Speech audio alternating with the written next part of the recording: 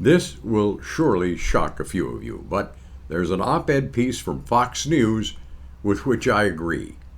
It has to do with what passes for presidential debates in our country right now.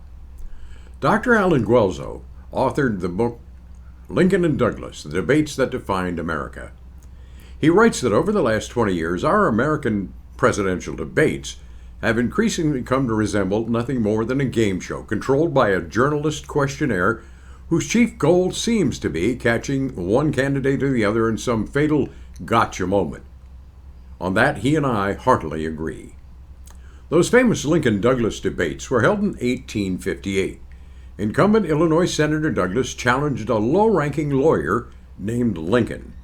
The two would later clash politically for the presidential nomination in 1860.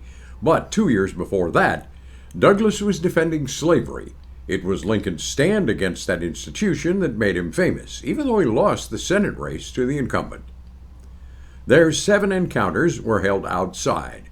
Crowds sometimes numbered 25,000 people. There were brass bands. There were noisy parades leading up to each one. There were insulting slogans on banners stretched across the buildings. But there were no moderators, no panels of journalists posing questions or checking facts. Each debate began with one or the other speaking for an hour from a single podium. The other candidate then had 90 uninterrupted minutes to make his case, followed by a half-hour rebuttal from the guy who had gone first. Dr. Guelzo says, why can't we go back to that format in this day and age? Abandon those TV studios. Instead, hold debates in any of the large stadiums that dot our land. The contenders would be required to use a single rostrum instead of the current dueling podium setup.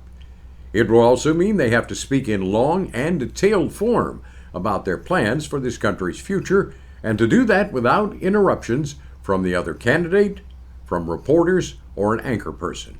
The fact checkers could weigh in once it was over. I would further suggest the candidate not speaking not even be allowed on this stage.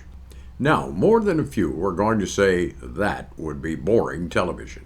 Well, folks, our democracy is not a so-called reality show. We shouldn't be choosing our leader based on short, carefully scripted sound bites.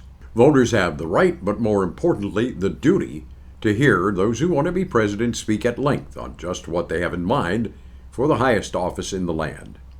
We need to learn whether the wannabe leader of the free world can articulate ideas in detail and in ways and words we can understand. Our current system of debates is nothing more than a made-for-TV freak show. We really need to do better than that.